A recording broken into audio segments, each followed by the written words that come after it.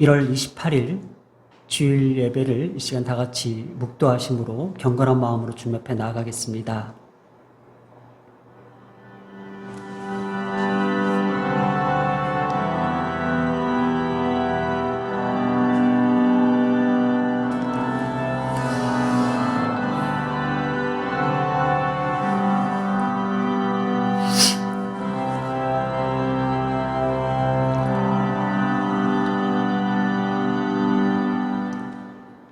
너희 권능 있는 자들아, 영광과 능력을 여호와께 돌리고 돌릴지어다. 여호와께 그의 이름에 합당한 영광을 돌리며 거룩한 옷을 입고 여호와께 예배할지어다. 아멘. 이 시간 찬송가 38장 함께 찬양하겠습니다.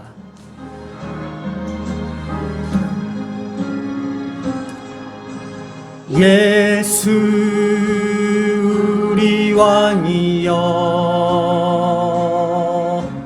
이곳에 오셔서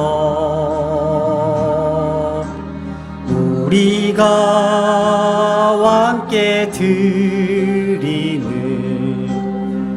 영광을 받아 주소서. 우리는 주님의 백성, 주님은 우리 왕이라. 왕이신 예수님 오셔서 자정하사 다스리소서. 예수 우리 주시여, 예수 우리 주시여, 이곳에 오셔서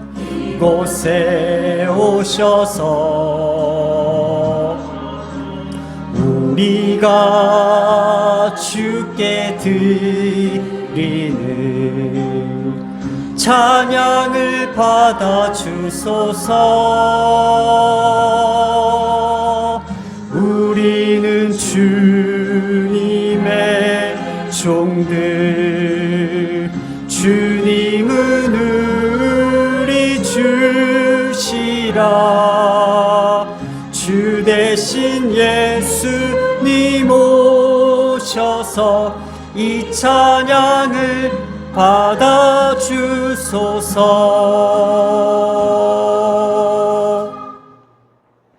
이 시간은 교독문 한 절씩을 교독하겠습니다. 모세가 하나님 앞에 올라가니 여호와께서 산에서 그를 불러 말씀하시되, 너는 이같이 야곱의 그의 집에 말하고 이스라엘 자손들에게 말하라. 내가 애굽 사람에게 어떻게 행하였음과 내가 어떻게 독수리 날개로 너희를 업어 내게로 인도하였음을 너희가 보았느니라. 세계가 다 내게 속하였나니 너희가 내 말을 잘 듣고 내 언약을 지키면 모든 민족 중에서 내 소유가 되겠고 너희가 내게 대하여 제사장 나라가 되며 거룩한 백성이 되리라. 아멘. 오늘 이 시간 사도신경으로 우리의 신앙 고백을 올려드리겠습니다. 나는 전능하신 아버지 하나님 천지의 창조주를 믿습니다. 나는 그의 유일하신 아들 우리 주 예수 그리스도를 믿습니다. 그는 성령으로 잉태되어 동정녀 마리아에게서 나시고 본디오 빌라도에게 고난을 받아 십자가에 못 박혀 죽으시고 장사된 지 사흘 만에 죽은 자 가운데서 다시 살아나셨으며 하늘에 오르시어 전능하신 아버지 하나님 우편에 앉아 계시다가 거기로부터 살아있는 자와 죽은 자를 심판하러 오십니다. 나는 성령을 믿으며 거룩한 공교회와 성도들의 교제와 죄를 용서받는 것과 몸의 부활과 영생을 믿습니다. 아멘. 지금 이 시간은 우리가 다 같이 참여하며 주님 앞에 신실한 마음으로 나가기를 소망합니다. 오늘도 하나님께서 우리를 주의 말씀으로 비춰주시고 주의 말씀으로 빚어주셔서 하나님께서 주의 말씀 가운데에 우리가 살아가게끔 만드시는 그 하나님의 손길 앞에 서 있습니다. 오늘도 하나님께서 그 말씀으로 우리를 다스려 주시며 그 말씀으로 깨우쳐 주시며 말씀 가운데 나타나셔서 우리가 오늘 살아갈 이유와 살아있는 그 이유들을 가르쳐 주셔서 너무나도 감사드립니다.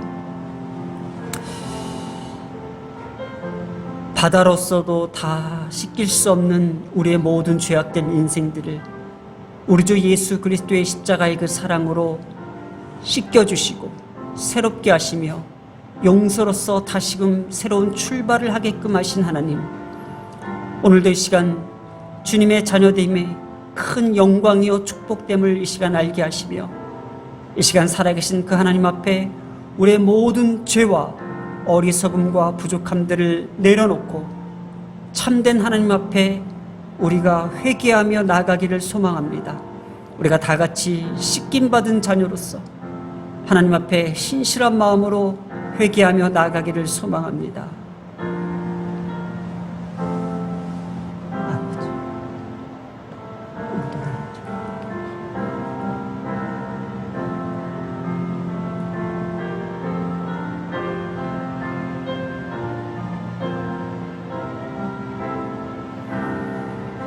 주님,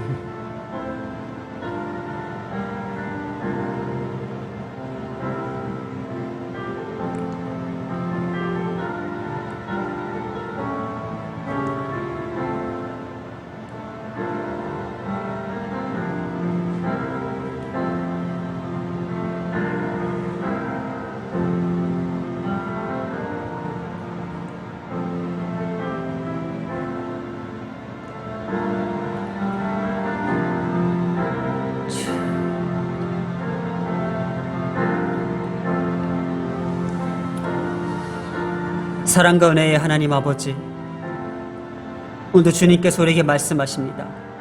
너희는 여호와를 만날 만한 때에 찾으라. 가까이 계실 때에 그를 부르라. 악인은 그의 길을, 불의한 자는 그의 생각을 버리고 여호와께로 돌아오라. 그리하면 그가 긍휼히 여기시리라. 우리 하나님께로 돌아오라. 그가 너그럽게 용서하시리라. 수없이 반복되는 죄와 어리석음과 못난 인생 앞에 늘 용서와 구원과 회복으로 말미암아 다시금 우리를 새롭게 빚으시는 그 하나님을 바라보게 하심을 감사합니다. 나 여호와가 이르노라. 이스라엘 족속아, 이 토기장이 하는 것 같이 내가 능히 너희에게 행하지 못하겠느냐. 이스라엘 족속아, 토기장이의 손에 있음 같이 너희가 내 손에 있느니라. 오늘도 하나님의 손 안에 있는 우리의 인생들을 주님 앞에 맡겨드리며 하나님께서 새롭게 하심으로 새롭게 빚으시는 우리의 인생을 다시 한번 기대하게 하심을 감사합니다. 오늘도 이 거룩한 주일 이 예배를 통하여 하나님의 살아계심과 그 역사하심을 다시 한번 말씀을 통하여 깨닫게 해주심을 감사합니다. 오늘도 말씀하여 주시옵소서. 이 종이 듣겠나이다. 이 모든 말씀 우리 주 예수님의 이름으로 기도드렸습니다. 아멘. 오늘 하나님께서 우리에게 주시는 말씀 역대하 7장, 오늘 하나님께서 우리에게 주시는 말씀 역대하 5장 7절에서 10절 말씀입니다. 두 돌판 외에 아무것도 없으니 라는 말씀의 제목을 가지고 이 시간 살아계신 하나님의 말씀을 받들어 올립니다. 제사장들이 여호와의 언약궤를 그 처소에 메어 드렸으니 곧 본전 지성소 그룹들의 날개 아래라. 그룹들이 궤 처소 위에서 날개를 펴서 궤와 그 채를 덮었는데 그 채가 길어서 궤에서 나오므로 그 끝이 본전 앞에서 보이나 밖에서는 보이지 아니하며 그 궤가 오늘까지 그곳에 있으며 궤 안에는 두 돌판 외에 아무것도 없으니 이것은 이스라엘 자손이 애굽에서 나온 후 여호와께서 그들과 언약을 세우실 때에 모세가 호렙에서 그 안에 넣은 것이더라. 아멘. 자, 우리가 계속해서 솔로몬이 성전을 건축하는 모든 과정들을 우리가 말씀을 통하여 계속 보고 있습니다. 어떠한 상황에서 지어진 성전이었는지, 그리고 이 성전을 통해서 하나님께서는 이스라엘 백성들에게 어떠한 메시지를 담고 계셨는지, 그 말씀이 계속해서 이어지는 가운데에 우리가 지난주까지 솔로몬의 성전 건축은 다 마무리되었고 오늘 드디어 하나님의 말씀의 궤, 그 언약궤가 성전 안으로 들어가는 그 장면들을 묘사하고 있다는 겁니다. 다시 한번 역대하 4장을 생각해 볼까요? 높 바다를 만들었습니다. 성전에 들어오자마자 제일 먼저 눈에 띄었던 것은 높 바다였습니다. 이 바다를 상징하는 것, 또 씻김의 역사를 우리에게 가르쳐 주시면서 어쩌면 오늘날 우리에게도 이 바다로서도 다 씻길 수 없는 우리의 모든 죄악들을 예수 그리스도의 그 십자가의 사랑으로 말미암아 씻겨 주신 그 은혜를 다시 한번 우리를 상기시키고 그 씻음의 역사가 얼마나 중요한지를 우리에게 가르쳐 주었습니다. 10개의 등장대를 통해서 비추시는 그 빛, 늘 말씀으로 비춰주시는 그 하나님의 그 빛을 우리는 받을 수 있다는 겁니다. 또 계속해서 말씀의 떡, 이 생명의 떡을 상 위에 베푸시는 그 10개의 상들을 펼치시면서 진설병을 놓았던 그 상들을 연상시키게 했습니다. 또 100개의 대접들은 어떤 것을 의미했습니까? 끊임없이 이 말씀의 떡들을 실어 나르면서 우리의 인생의 소원들, 또 우리의 인생의 모든 기도들을 계속 하나님께서 이끄시는 것들을 우리에게도 연상시켜 주셨다는 겁니다. 그래서 지난주 말씀이었죠. 주는 토기장이시고 우리는 진흙이라고 했습니다. 숲곳에 있는 그 진흙을 갖다 부었다고 했습니다. 이기심과 탐욕과 또 우리의 모든 인간의 죄악들이 가득한 그 숲곳에서 거기는 진흙을 하나님의 놋을 만들기 위해서, 주형 틀을 만들기 위해서 그 진흙을 부었다고 했습니다. 우리를 알맞은 모양으로 빚어내시고 사용하시기 위해서 이 하나님의 전으로 우리를 불러 모아 주셨다는 겁니다. 자, 오늘 드디어 하나님의 말씀의 궤가 성전 안으로 들어가는 그 모습들, 또 그 상황들을 아주 자세하게 묘사하고 있는데 그 본문은 7절과 10절의 내용에 담겨져 있습니다. 자, 오늘 역대하 5장에서는 처음에 제사장들과 레위 사람들이 여호와의 언약궤와 함께 메고 새로 지은 전으로 옮겨갔다고 5절에 등장하고 있습니다. 이렇게 여호와의 언약궤를 옮기는 일은요, 온 백성들이 기뻐하는 가운데 행해졌다고 합니다. 이스라엘 회중은요, 거룩한 절기에 맞춰서 언약궤를 옮겼다고 합니다. 그 수는 헤아릴 수 없을 정도로 많은 양과 소로 제사를 드렸다고 합니다. 자, 이스라엘 백성들에게 갖고 있는 이 언약궤에 대한 상징은 무엇일까? 바로 모세 시대 때에 하나님께서 율법을 통하여, 계명을 통하여 이스라엘 백성들과 언약을 맺으신 그 말씀의 계명이 담겨 있는 그 언약궤입니다. 사무엘 시대 때에 제사장이었던 그 엘리 제사장 때는요, 블레셋으로부터 이 언약궤가 찬탈당하기도 했습니다. 다시 한번 이 언약궤가 이스라엘 백성들 품으로 돌아오면서 다윗이 왕권을 잡은 이후에 이 언약궤를 옮겨놨습니다. 이때에 이 율법은 하나님의 이스라엘의 정체성이자 이스라엘이 살아갈 때 그 지표라는 것이었습니다. 이렇게 율법을 오늘날에도 마음판에 새기면서 보이지 않는 이 언약궤를 우리가 소유하게 된다는 것은 하나님의 성령이 우리 안에 거하시는 거룩한 성전임을 다시 한번 우리에게 가르쳐주고 있다는 것입니다. 언약의 말씀은요, 우리의 영혼 깊숙한 곳에 기쁨과 생명을 맛보게 하기도 합니다. 오늘 그 언약궤가 우리 성전 안으로 마음 가운데로 들어오기를 간절히 소망하면서 7절과 10절의 언약궤에 대한 그 자세한 설명의 내용들을 하나하나씩 살펴보려고 합니다. 자, 이 내용은요, 지금 기록된 7절과 이 8절의 내용은요, 열왕기상 8장 8절 9절의 동일한 내용으로 반복되어지는 내용입니다. 자, 7절에 제사장들이 여호와의 언약궤를 그 처소에 메어 들었으니 본전 지성소 그룹들의 날개 아래라. 자, 8절을 계속해서 그룹들이 궤 처소 위에 날개를 펴서 궤 그 채를 덮었다고 합니다. 자, 언약궤가 있고 거기에 두 날개를 편 그 그룹들이 있습니다. 그 언약궤를 상징하는 거죠. 자, 근데 여기에 그 채를 덮었더라 합니다. 덮었다고. 자, 이 채가요, 히브리어로 빠드입니다. 나누다, 분리하다라는 의미를 담고 있는데 실질적으로 성경에 쓰여졌을 때는요, 에스겔서에서는 가지라고 합니다. 가지. 그리고 또 욥기에서는 지체라고 쓸 때도 이 빠드를 씁니다.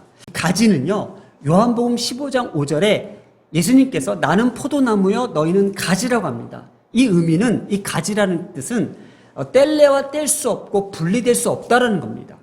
오늘 이 언약궤가 있는데 이 언약궤 양쪽의 고리에 이 채, 긴 막대기 같은 이 채를 뗄래야 뗄 수 없는 가지로 비유하지 않았나라는 생각을 해봅니다. 이 채에 대해서 설명을 해나가겠습니다. 무거운 물건을 여럿이 나누어 가볍게 들을 수 있도록 양 옆에 길게 된 조각목으로 금으로 싼 막대기 모양의 자루입니다. 자, 이러한 채는요, 이 법궤 양편에 있는 고리에 꿰어져서 이동시 사람들이 멜 수 있도록 금으로 싼 막대 모양의 자루라는 것입니다. 그래서 구절에 보면요, 그 채가 길어서 궤에서 나옴으로 그 끝이 본전 앞에서 보이나 밖에서는 보이지 아니하며 그 궤가 오늘까지 그곳에 있다고 합니다. 자, 성전 안으로 봤을 때는요, 그 큰 긴 채가 보이진 않는데 성전 안에 들어가면요, 저 끝에서 끝까지 긴 채로 되어 있다는 겁니다. 그런데 그 채가 분리되지 않고 법궤에 그대로 장착되어 있다는 겁니다. 자, 이 채가 갖고 있는 의미는 몇 가지 우리가 살펴볼 때에 이는 거슬러 올라가서 선조들이 언약궤와 항상 함께 이동했을 때에 반드시 필요했습니다. 왜냐? 그때에는요, 하나님의 성전이 있지 않고 회막이나 장막을 쳐서 옮길 때마다 그 채를 잡고 언약궤를 운반했어야만 됐습니다. 왜냐하면 그때는 광야 40년 동안 나그네 생활을 했던 그때를 회상하면서 하나님의 이 언약궤를 어떻게 늘 함께 이스라엘을 떠나지 않고 옮겨갔는지, 운반해 갔는지에 대한 기억하고 회상하게 만든다라는 것입니다. 자, 이 성전 안에 있는 이 법궤를 바라보면서 함께 놓여져 있는 이 채는요, 이스라엘 백성들이, 선조들이 정말 그때 여러 곳을 유목생활하면서 옮겨나갈 때에 그것을 메고 어떻게 움직였을까? 어떠한 마음으로 움직였을까? 비가 오나 태양볕이나 그것을 옮기면서 어떠한 마음으로 옮겼을까? 늘 이스라엘 백성들과 함께 이동해 왔던 그 시절들을 생각하면서 바로 눈앞에 보이는 이 궤는요, 하나님의 이 법궤는 이스라엘 백성들에게는 뗄래야 뗄 수 없는, 마치 나는 포도나무여 너희는 가지니 이 포도나무와 가지가 서로 분리될 수 없는 그러한 관계를 보여준다라는 겁니다. 그래서 출애굽기 24장 15절에도요, 언약궤로부터 채를 치우지 말라는 하나님의 명령이 철저히 준수되고 있다는 것을 지금 보여주고 있다는 거예요. 자, 계속해서요, 10절에도 또 귀한 말씀이 있습니다. 두 돌판 외에, 자, 궤 안에는요, 두 돌판 외에 아무것도 없으니 라고 기록하고 있습니다. 자, 이걸 좀 강조하고 있어요. 두 돌판 외에 아무것도 없대요. 자, 지금 겉에는 두 구름 날개가 있고 그 다음에 채를 상징했는데 이 뚜껑을 딱 열어보니까 그 안에 하나님의 두 돌판이 있습니다. 두 돌판은 10계명입니다. 1계명부터 5계명, 또 6계명부터 10계명까지 이 두 돌판에 새겨진 것은 바로 오늘날 우리가 잘 알고 있는 10계명입니다.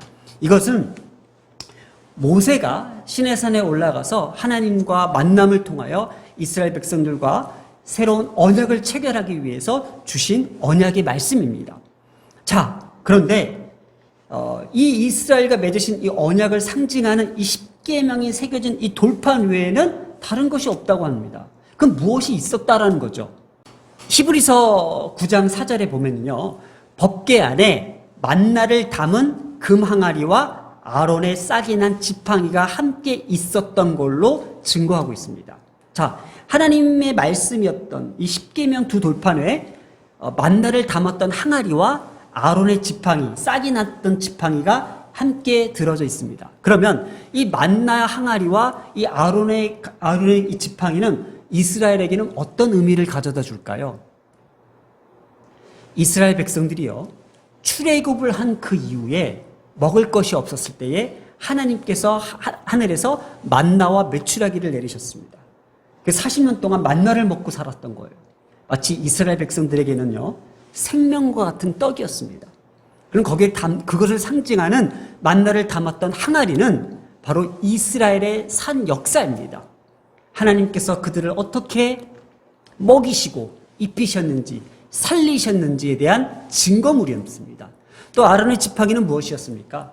아론의 지팡이를 통해서 바로로부터 벗어나기 위해서 얼마나 많은 하나님의 기적과 이적을 통해서 홍해를 가르셔서 출애굽을 시켰던 그 역사적 산물이었습니다. 그런데 지금 솔로몬의 성전에 들어온 이 법궤 안에, 이 언약궤 안에 두 돌판 외에는 이게 없다라는 거예요. 자, 이것을 보았을 때에 하나님 말씀 외에는 그 다른 것도 관심을 두지 말라는 거예요. 이 언약궤는요, 이스라엘을 향하신 하나님의 약속이 담겨져 있는 영원한 증거라는 겁니다. 오늘날 이 성경은요, 하나님께서 우리를 향하신 약속이 담겨져 있는 영원한 증거라는 겁니다.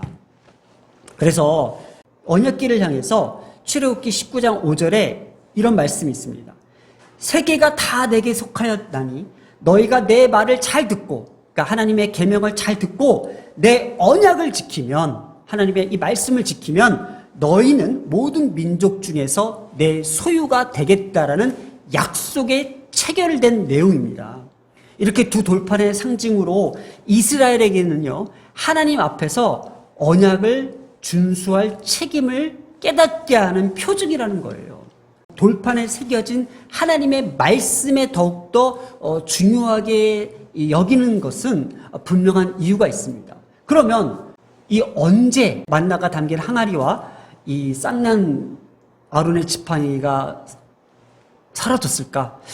추측해 본 건데, 그 엘리 제사장 때에 블레셋으로부터 이 법궤를 탈취당했던 시기가 있었습니다. 그때 유실할 가능성이 있지 않았나라는 것으로 추정해 볼 수 있습니다.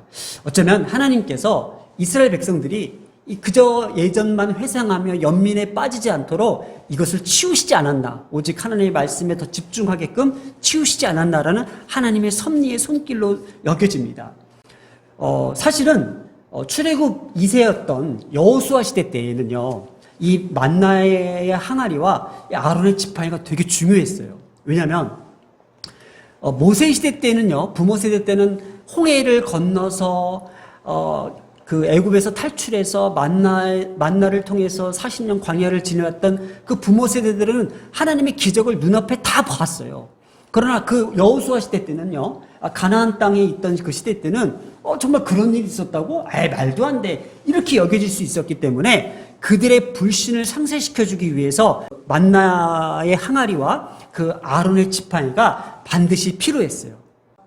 이들의 이러한 관심, 만나의 항아리와 아론의 지팡이보다 하나님의 언약을 상징하는 두 돌판에 새겨진 하나님의 말씀의 계명을 더 집중하게 만드는 것이 오늘 하나님의 메시지입니다. 자, 오늘날 우리 교회가 또 우리의 신앙이 사실은 말씀 외에 다른 것들을 더 쫓아갈 때가 많습니다. 어떤 다른 사람의 말이나 간증이나 또 어떤 이상 현상이나 이런 것들에 대해서 더 관심을 갖고 더 거기에 이렇게 빠질 경우가 있다라는 거예요. 다시 말해서 더 하나님을 믿지 않게 만드는 것들이 무엇일까라는 거예요. 하나님의 말씀을 더 집중해야 되고, 또 하나님의 말씀을 자꾸 왜곡하고 하나님의 말씀 외에 다른 것들이 자꾸 들어온다라는 거예요. 오늘날 우리 기독교인들이 다른 것들, 다른 어떤 이상적인 현상이나 이런 것들을 더 이렇게 바라보기보다도 하나님의 말씀에 또 집중하면서 하나님의 말씀만에 더 귀를 기울였으면 어떨까라는 생각해 봅니다. 왜냐, 기독교의 본질은요, 하나님의 말씀에서부터 시작되고 하나님의 말씀으로부터 끝나야 된다는 것입니다. 그래서 우리의 자녀들도 하나님의 말씀 외에는 그 다른 어떤 것도 믿지 아니하며 오직 하나님의 말씀만을 사모하며 말씀만을 듣고 말씀만을 따라가는 그 삶을 살았으면 좋겠습니다. 이 하나님의 말씀은요, 어떻게 우리에게 주신 거냐면요, 10절에 보면은 언약을 세우실 때에 모세가 호렙에서 그 안에 넣은 것이었다고 합니다. 자, 이 말씀을 주셨던 그 장소에 대한 개념인데, 이 호렙은요, 모세가 하나님을 만났던 산이기도 하고 또 하나님의 말씀을 받았던 신의 산, 같은 곳입니다. 이렇게 하나님의 언약이 체결되고 하나님의 말씀이 임했던 이 호렙산에 대한 것은요, 바로 이스라엘 백성들에게는 너무나도 중요하다라는 거예요. 이 언약은요, 카라트입니다. 카라트. 자르다, 끊다라는 의미를 갖고 있는데, 이게 고대 언약 체결을 할 때 의식 중에 하나가 언약 당사자들이 재물을 둘로 쪼개서 이 피가 흐르는 그 사이를 통과하는 유래가 있었습니다. 이렇게 하나님께서 우리 인간과 언약을 체결하신 것은요, 단순한 어떤 약속 정도가 아니라 자신의 생명을 담보로 자신의 신의를 확인시키시는 엄숙한 선언과 같아요. 그래서 이 둘 돌판에 새겨진 이 십계명, 오늘날 우리에게 주시는 이 하나님의 말씀은요, 마치 하나님께서 자신의 피를 통해서 이 생명과 같은 이 하나님의 말씀과 진리를 우리에게 주신 거예요. 예수님께서 피 흘리심으로까지 이 말씀을 지켜내시기 위해서, 말씀이 말씀되기 위해서 우리에게까지도 주신 약속인 거예요. 그러면 우리도 이 하나님의 말씀을 생명과 같이 엄숙하게 우리 자신의 신의를 담아서 지켜내야 될 필요가 있다라는 거예요. 한번 우리가 생각해 봤으면 좋겠습니다. 출애굽을 상징했던 이 만나 항아리, 그리고 아론의 지팡이에 대한 관심보다도요, 하나님의 말씀이었던 이 언약을 상징하는 이 두 돌판에 새겨진 이 계명의 내용들을 더 우리는 관심을 두자라는 거예요. 하나님께서는요, 애굽에서 이스라엘 백성들을 해방시킨 이후에 그들에게 이렇게 엄격하고도 엄숙한 언약을 체결해 주셨다라는 거. 이렇게 언약이 체결된 이후에 이스라엘의 하나님으로부터 받은 그 십계명이 새겨진 두 돌판이었음을 다시 한번 강조하는 건 무엇일까? 그들이 하나님의 말씀을 떠나 하나님에 대한 믿음의 신의를 저버리고 이방신들을 섬기며 우상들을 쫓아 그들이 행해졌을 때에 예루살렘 성전과 이스라엘에 쫓겨나서 바벨론 포로로 갔던 그 세대들에게 다시 한번 경각심을 일깨워주는 내용이라는 겁니다. 이제는 너희들이 이 두 돌판 외에는 다른 것도 바라보지 말라는 뜻이었습니다. 성전 안에 두 돌판을 넣어둔 이 언약궤가 안치된 이 시점에서 다시 한번 우리에게도 하나님의 말씀 외에는 다른 것을 더 확신하며 믿고 있지 않은지에 대한 깨달음을 우리에게 주고 있다는 겁니다. 오늘의 메시지입니다. 두 돌판 외에는 아무것도 없다고 합니다. 하나님 말씀 외에는 그 다른 어떤 것도 신뢰하지 않겠다라는 믿음의 각오가 필요합니다. 그리고 그 궤를 덮었던 그 채를 한번 기억해 보면서 하나님의 말씀을 떠나지 않고 나는 포도나무여 너희는 가진이라고 하셨던 예수님의 말씀처럼 우리가 생명과 같이 붙어 있어야 될 것은 하나님의 말씀입니다. 오직 하나님의 말씀만이 우리의 삶을 비추시고 하나님의 말씀만이 우리를 새롭게 빚으시며 하나님의 말씀만이 우리 안에 생명처럼 다가온다라는 겁니다. 오늘 이렇게 기도했으면 좋겠습니다. 오늘도 말씀하십니다. 나는 포도나무여 너희는 가지라. 하나님, 오늘날 우리는 하나님의 말씀과 떠날 수 없습니다. 또 하나님 말씀 외에는 그 어떤 것도 따라가지 않겠습니다. 우리 이 시간 함께 기도하겠습니다. 오늘도 우리에게 하나님의 귀한 말씀으로 우리를 비추시고 또 하나님의 말씀으로 우리를 새롭게 빚어주시며 하나님께서 오늘도 말씀하시는 것은 나는 포도나무여 너희는 가지라. 하나님의 말씀과 떠나 살 수 없다라는 것을 재확인시켜 주셔서 감사합니다. 하나님, 그렇습니다. 두 돌판 외에는 아무것도 없었다고 합니다. 오늘날 우리에게도 하나님 말씀 외에는 그 어떤 것도 따라가지 않고 확신하지 않겠습니다. 오늘도 다시 한번 우리의 가정과 자녀들에게도 이 하나님의 말씀이 온전하게 이루어지길 간절히 소망하며 이 모든 말씀 우리 주 예수님의 이름으로 기도드렸습니다. 아멘. 이 시간 다 같이 준비하신 예물을 가지고 찬송가 50장 1절 함께 찬양하겠습니다.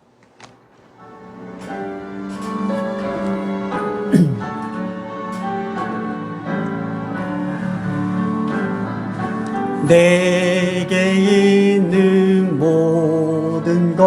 것을 아낌없이 드리네.